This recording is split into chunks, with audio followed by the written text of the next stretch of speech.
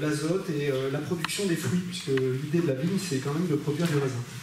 En fait, pour comprendre ça, je vais vous faire un cercle avec tous les mois.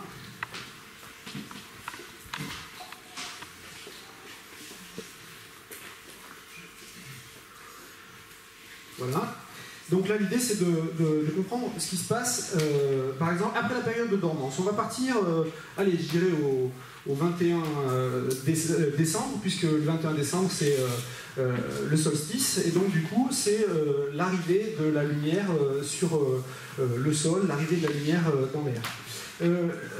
On a, à partir de ce moment-là, toujours une période de dormance qui attaque mi-novembre et qui va aller jusqu'à, je dirais, début avril. Pendant cette période-là, la plante est relativement calme. Ce qui se passe à cette période-là, d'assez fort, et ce qui se passe de marquant, c'est qu'on a une température du sol qui refroidit. Donc la température du sol refroidit, et on a la température de l'air qui augmente. Puisqu'on a de plus en plus de soleil, on a une température de l'air qui augmente. Vous n'êtes pas sans savoir que la plante est un système hydraulique, c'est-à-dire que c'est des tuyaux qui font circuler de la sève d'abord brute entre le système racinaire et les feuilles, je dirais même entre le sol, les champignons et les feuilles. Donc on a une différence de température entre l'eau de la plante dans le système racinaire et l'eau de la plante dans sa partie aérienne. Donc cette différence de température, personne, je ne sais pas si quelqu'un a fait de l'hydraulique ou un peu de plomberie, mais ce que l'on appelle le thermosiphon, je ne sais pas si ça vous parle, on a un mouvement de l'eau chaude toujours vers l'eau froide. Donc l'eau chaude a tendance à stratifier et à monter dans un circuit hydraulique étanche.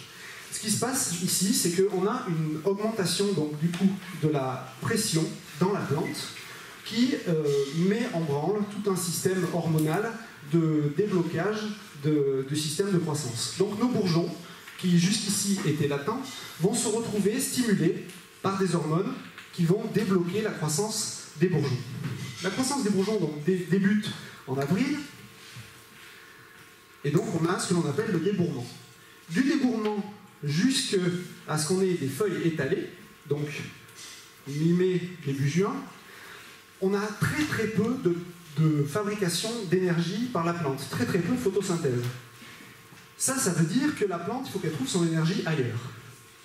Et puis, en effet, à partir de ce moment-là, on commence le processus photosynthétique qui va partir donc d'ici et qui va se terminer à la chute des feuilles au mois de novembre. Donc là, la plante, elle est dans une partie croissante. Cette partie croissante-là, on va pouvoir la caractériser en plusieurs parties. On a donc développement des feuilles, donc jusqu'à avoir les feuilles étalées, feuilles étalées. Puis après, on a la floraison. Juste derrière la floraison, on a quelque chose de très intéressant. Donc là, j'aurais pu faire ça en pointillé en fait. On aurait pu démarrer en pointillé pour le processus photosynthétique pour avoir son plein à partir de mi-juin. À partir de la floraison, juste après la floraison, on a un phénomène qui est très intéressant qui s'appelle l'initiation florale chez la vigne. C'est-à-dire que la vigne fabrique dans ses nouveaux bourgeons les fleurs pour l'année suivante. D'accord ? Les fleurs qui ont fleuri cette année, ce sont des fleurs qui ont été fabriquées l'année précédente au moment de l'initiation florale qui se situe juste après la floraison. Et puis on a le développement, donc fermeture. Fermeture, c'est la plante qui, en quelque part, la pollinisation qui se valide, et donc la plante ferme sa partie femelle et commence à faire grossir des raisins. Puis après on a différents stades chez les vignerons qu'on appelle petit pois, et puis après fermeture. Fermeture, c'est quand toutes les baies commencent à se toucher. Fermeture. Et puis un peu plus loin, on commence à avoir, à partir de fin juillet, début août, un processus que l'on appelle la véraison. Donc la véraison sur le raisin. La véraison sur le raisin, c'est quand le raisin commence à changer de couleur, surtout sur les raisins rouges. Vous voyez, le raisin passe de vert à rouge. Si on fait un parallèle avec ce qui se passe pour la plante au moment de cette véraison, on a en même temps que la véraison, donc ça c'est la véraison, et en même temps que la véraison, on a un processus dans la plante qui s'appelle l'ahoutement. L'ahoutement, c'est quand nos jeunes tiges vertes et fragiles se transforment en bois. D'accord? Ça vous parle, ça? À partir de maintenant, on commence à avoir des branches qui se transforment vraiment en bois. La lignine, elle a été, c'est ce que disait Nadine ce matin, la lignine s'est constituée dans le bois, et donc du coup on a un dépôt de métabolisme secondaire, on a un dépôt de tanin dans le bois qui transforme les vaisseaux en vaisseaux finalement morts qui seront des vaisseaux conducteurs de sève pour l'année prochaine. Ce processus d'ahoutement là, il est intéressant parce que c'est aussi le début du processus très important qui commence à l'ahoutement, donc je peux faire pareil les pointillés, et qui finit au moment de la chute des feuilles, qui s'appelle la mise en réserve. On peut appeler ça aussi le retrait des assimilats, c'est-à-dire la plante récupère de l'énergie et va la stocker, je le disais ce matin, dans son bois, dans les rayons médulaires du bois, donc dans ces rayons ligneux là, qui sont toujours connectés à la partie vivante qui est le cambium. Vous comprenez l'intérêt d'avoir cet effet-là rayon, c'est que ces rayons-là sont toujours connectés avec la partie vivante. Ce qui fait que la plante, dans sa partie vivante, a toujours accès à ces stockages de réserves. Elle peut soit pomper ses réserves et les utiliser, les hydrolyser, soit en stocker et les mettre sous forme d'amidon dans ses réserves. À partir de l'ahoutement, donc on a véraison et puis maturation. La maturation du raisin qui va finir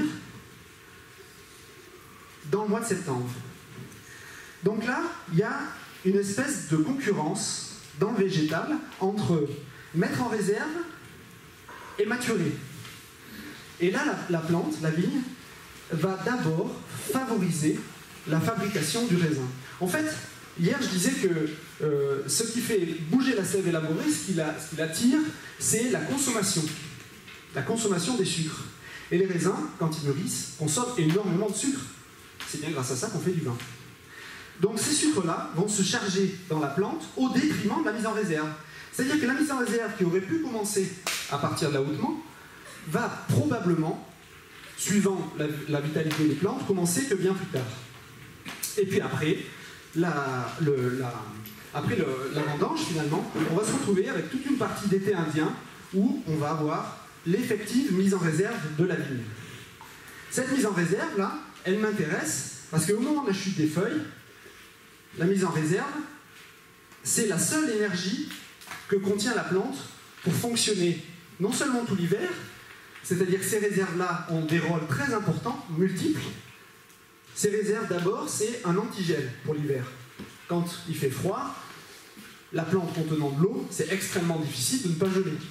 Le système qu'a développé la plante pour ne pas geler, c'est de charger sa sève en sucre pour arriver à fabriquer un antigel. Et donc ça, au printemps, ce qui va se passer, c'est que ces réserves seront la seule énergie qui va permettre de développer la plante jusqu'à ce que la photosynthèse soit complète et que la plante produise plus d'énergie qu'elle n'en a consommé. Vous comprenez ça? Donc ça, c'est très intéressant de comprendre ça, puisque finalement, cette mise en réserve et ce retrait des assimilats au moment de la chute des feuilles va conditionner complètement la qualité de floraison, d'induction florale, et finalement aussi la quantité de raisin. Une mauvaise année où, finalement, on a des raisins qui pourrissent au dernier moment, avec des feuilles qui tombent, une gelée assez précoce, on va se retrouver avec un feuillage qui va tomber très tôt.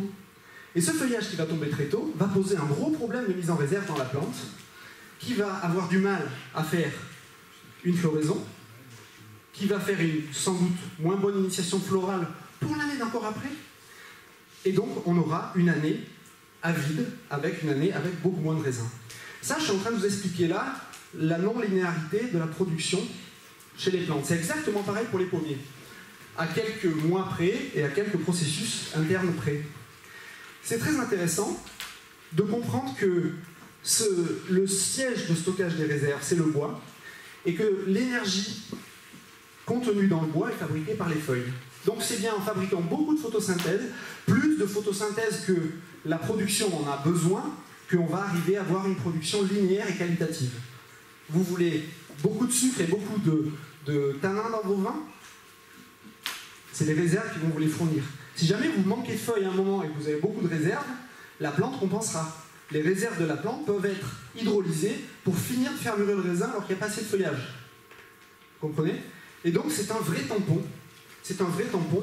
Et c'est, je dirais, devant vous, l'expression de ce qu'est la viticulture de qualité, la grande viticulture, mais qui est accessible aussi, encore une fois, à tout le monde, en fait. Elle est accessible à tout le monde. Moins vous êtes gourmand, moins vous en demandez, plus vous en avez.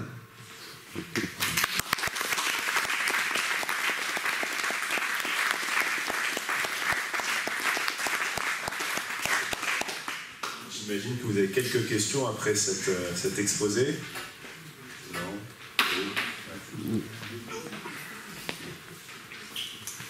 Vous avez parlé de la maturité donc en sucre et en tanin. Ce qui intéresse les vignerons souvent, c'est la maturité des tanins, c'est-à-dire le fait qu'ils soient matures ou non. Et un des problèmes du réchauffement actuellement, c'est que pour avoir des tanins mûrs, il faut qu'il y ait des grosses différences de température entre le jour et la nuit.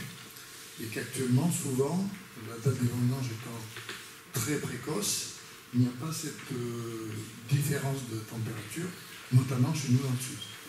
Est-ce qu'il y a une façon de conduire la vigne qui peut nous aider? Voilà, tout simplement. Merci pour la deuxième partie de la question.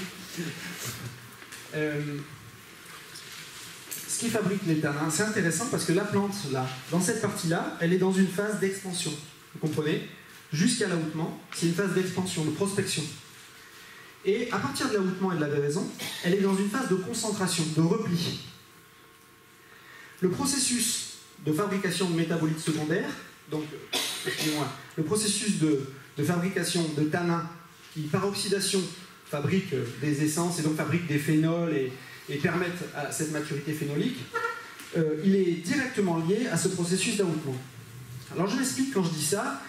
Je dis ça parce que, en fait, ce qui se passe, c'est qu'on a vraiment beaucoup trop l'habitude, dans la vigne, d'intervenir. On rogne. C'est-à-dire qu'on empêche les sarments d'aller au bout. Vous voyez comment les vignes, elles sont taillées au carré. Et donc, en fait, quand on fait ça, on provoque chez la vigne le système de réitération dont Simon nous a parlé ce matin. Le système de réitération, c'est-à-dire que le fonctionnement, il est lié à quelque chose qui s'appelle la dominance apicale. Quand vous avez un sarment, l'énergie de ce bourgeon-là en développement va réguler la croissance des bourgeons secondaires.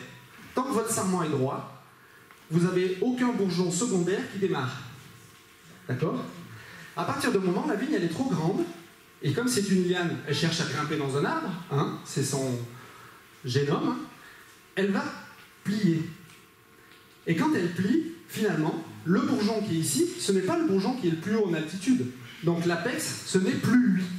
Ça se retrouve être les bourgeons qu'il y a en haut. D'accord?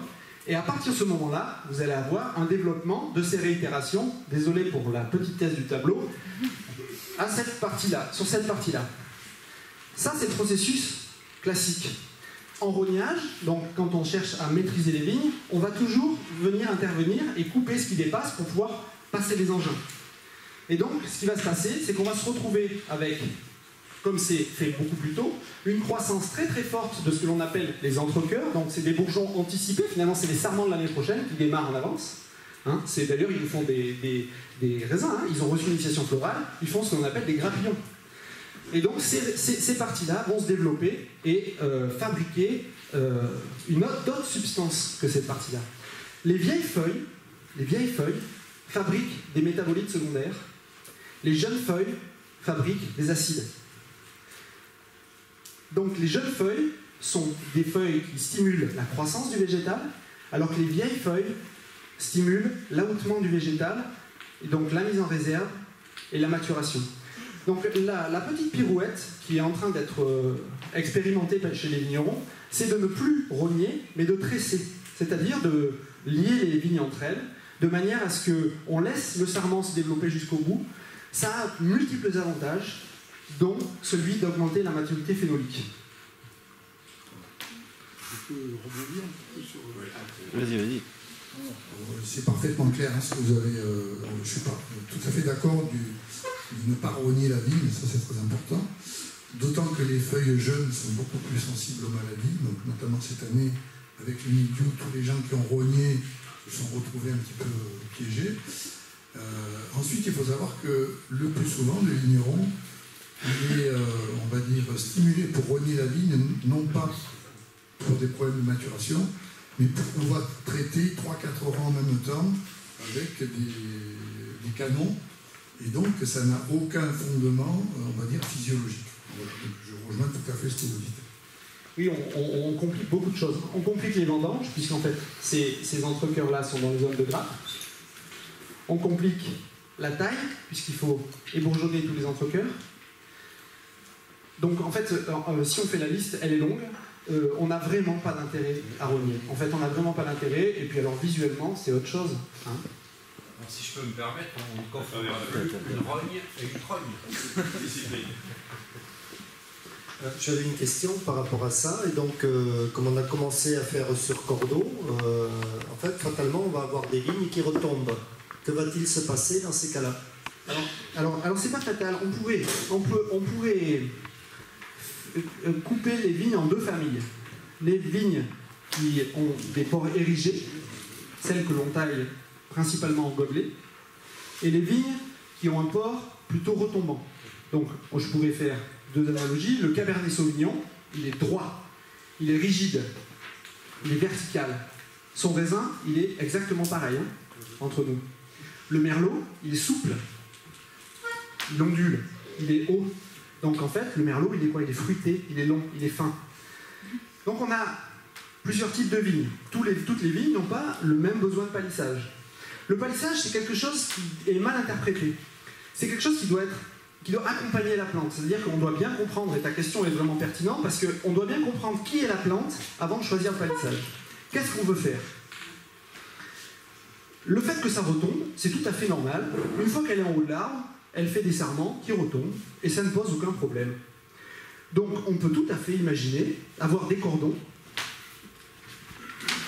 qui seraient montés assez haut pour être suffisamment loin du mildiou, avec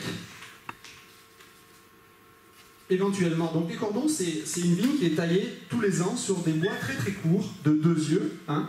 Donc toutes les vignes ne s'adaptent pas à ça. Hein. Il y a des vignes qui sont fructifères sur les yeux éloignés, d'autres fructifères sur les yeux un peu plus proches. Donc là, ce sont des vignes fructifères sur les yeux plus proches. Et généralement, ce qui va se passer, c'est qu'on va pouvoir éventuellement faire simplement 2 niveaux de palissage un peu plus haut, et on va pouvoir mettre les sarments qui vont pousser d'un côté et de l'autre quand ce sont des vignes retombantes. Ça, c'est quelque chose de très intéressant parce qu'on va se retrouver avec des baies éloignées des feuilles et un volume foliaire qui pourra retomber allègrement jusqu'au sol. On se fout du mildiou sur les jeunes pousses. Hein.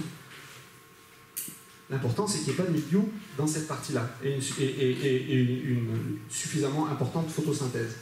Tout est envisageable, tout est possible. On est vraiment coincé dans des modes culturaux en France où on a 3 modes de taille, chacun à sa hauteur, mais on ne sait pas vraiment pourquoi, on ne sait pas vraiment pourquoi les appellations ont choisi ça. Il est bien temps de se libérer de ces carcans. La vigne permet une liberté de conduite qui est ahurissante.